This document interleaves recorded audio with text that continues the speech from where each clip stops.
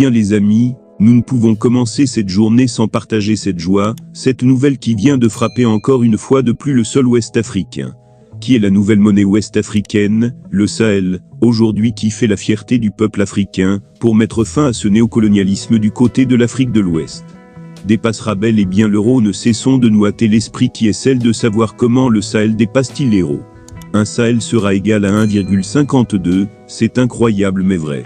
La réalité en est que la nouvelle monnaie de la CEDEAO, qui sont des pays c'est-à-dire le Mali, le Burkina Faso et le Niger qui ont décidé de mettre sur pied un système d'échange international basé sur l'or. Le Sahel doit être une monnaie très puissante, qui fera belle et bien la fierté de tout le continent africain. L'indépendance réelle de l'Afrique partira par cette monnaie. La mort de la CEDEAO et de la BCEAO, si nous pouvons le dire ainsi, est proche sans toutefois sortir hors du sujet. Nous invitons nos interlocuteurs à comprendre bel et bien que le Mali, le Burkina et le Niger, qui ont donc décidé de sortir du giron français, n'est qu'un début de l'histoire triomphante de l'Afrique sur le néocolonialisme. Aujourd'hui, l'Union européenne a déjà annoncé sa suspension d'aide à ces pays à la sortie du Burkina et du Niger. Il ne reste plus que le G2, qui n'est rien d'autre que le Tchad et la Mauritanie. Mais revenons à nos moutons. Pourquoi le Sahel doit-il réellement dépasser l'euro ? Le Sahel, rappelons-le bien, est une nouvelle monnaie des trois États, c'est-à-dire du président Assimi Goïta du Mali, du président de la transition burkinabé, le capitaine Ibrahim Traoré, et du président du CNSP, pour ne pas répéter en quelque sorte, le président Mahamadou Issoufou du Niger. Le Sahel est aujourd'hui très puissant. Avant de vous présenter en bref, pourquoi cela dépasse l'euro, rentrons un peu quelques secondes dans l'histoire de l'or. La monnaie aujourd'hui qui est le Sahel, qui fait la fierté du peuple africain, repose bel et bien sur l'or. La dédollarisation du dollar est proche, et la réinstitutionnalisation de l'or est évidente. La monnaie sahélienne qui aujourd'hui repose sur l'or, les institutions de Bretton Woods, pour ne pas passer le temps un peu à compter l'histoire de l'or, la naissance et tout, nous rappelons que les trois pays ouest africains ont décidé d'institutionnaliser un système monétaire qui repose bel et bien sur l'or, qui était d'ores et déjà rejeté par ces puissances occidentales néocolonialistes, et plus précisément du côté de l'Amérique. Aujourd'hui, la monnaie sahélienne repose bien sur l'or. Pourquoi ces pays ont-ils décidé de reposer leur monnaie sur l'or ? Premièrement, l'or est un système d'échange inflexible. L'or est quantifiable. Dans les années passées, avant la Deuxième Guerre mondiale, l'Angleterre plus précisément avait utilisé l'or, leur réserve d'or, pour payer des armes du côté de l'Amérique, comme plusieurs pays. Vous avez utilisé la réserve d'or, pour payer en quelque sorte, les armes du côté de l'Amérique. Mais après la guerre, on se rend compte que plus la guerre est passée, plus les pays plongent dans l'obscurantisme. Il faut donc trouver une solution.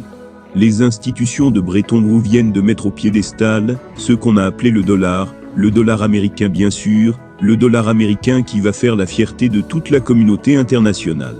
Le dollar américain repose sur l'or, mais les monnaies européennes, ou les monnaies occidentales, si nous pouvons le dire ainsi, ou les autres monnaies, reposent sur le dollar américain. Je me répète, les autres monnaies mondiales reposent sur le dollar, mais le dollar en lui-même repose sur l'or. Donc les pays n'ont plus besoin d'avoir une réserve d'or, pour emprunter ou pour faire des systèmes d'échange. Ils ont besoin d'une devise, la devise ainsi qui repose sur une quantité fixe d'or, et cette quantité fixe d'or est réservée par quoi ? Par le dollar. Le dollar américain aujourd'hui, qui a fait la fierté dans ces années de 1939 à 1961, nous voyons que toute cette monnaie reposait uniquement sur l'or, l'or qui est aujourd'hui, qui était en quelque sorte référable sur le dollar américain. Vers les années 70, le dollar, les pays occidentaux décident de bel et bien de sortir de ne plus reposer leur quantité de devises, nous pouvons le dire ainsi, sur l'or. Ainsi, l'Amérique aussi décide de retirer l'or, comme monnaie fixe d'échange. Nous passons ainsi d'une monnaie fixe à une monnaie virtuelle, une monnaie superficielle, une monnaie qui ne repose sur rien. C'est étonnant mais vrai. Aujourd'hui, les trois pays ouest africains ont décidé eux-mêmes de s'asseoir et réinstitutionnaliser l'or africain. Cette base d'or, qui fera la fierté du continent africain dans les jours à venir, reposera bel et bien, ou permettra l'inflexibilité de la nouvelle monnaie sahélienne. L'or, nous savons bel et bien, est une monnaie quantifiable, est une monnaie qui est facilement échangeable, qui est facilement modifiable ou transformable. Et pour cela, les peuples ouest-africains n'auront plus besoin de passer par la BCEAO pour faire l'échange avec quiconque. Pour cela, ils vont d'abord en premier temps, créer leur propre banque dans laquelle ils vont mettre sur pied une monnaie, une quantité d'or, qui sera supportée par leur devise, ce qui permettra d'échanger facilement, avec d'autres pays sans passer par la BCEAO, qui proclame la mort pure et simple de cette banque. L'or, comme vous pouvez le constater, aujourd'hui qui va faire la fierté ouest-africaine, portera toute l'identité de cette nouvelle monnaie.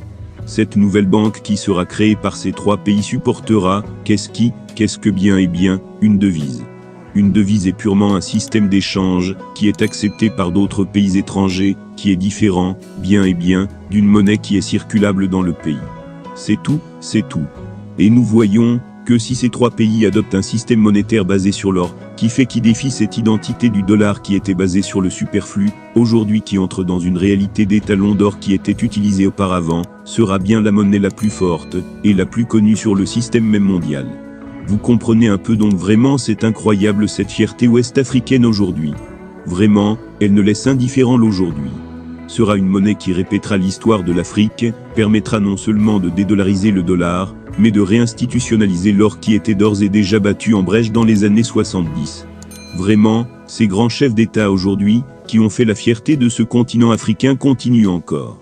La communauté villageoise ne peut encore toujours tirer un coup de chapeau à ces trois hommes d'État, qui continuent encore une fois de plus de manifester cette joie, cette ambiguïté, et cette audace de vouloir mettre au piédestal l'histoire et la réalité du peuple africain, qui n'est rien d'autre que la réussite et ce décolonialisme. Nous nous battrons jusqu'à fond pour l'identité et la prospérité du continent africain. Mais nous attendons encore une fois de plus, comme nous le disons, la fin ou la sortie de ces trois États de la CEDEAO ou de la BCEAO, qui aujourd'hui ne cessaient de tromper l'entièreté de la population.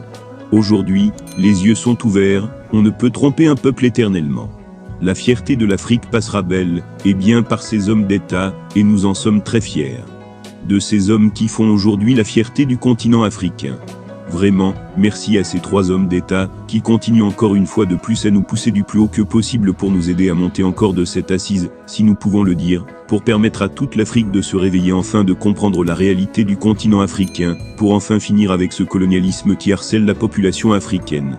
Vraiment, un coup de chapeau encore à ces braves hommes d'État, qui font la fierté de ce continent. Vraiment, merci et à très bientôt pour de nouvelles vidéos.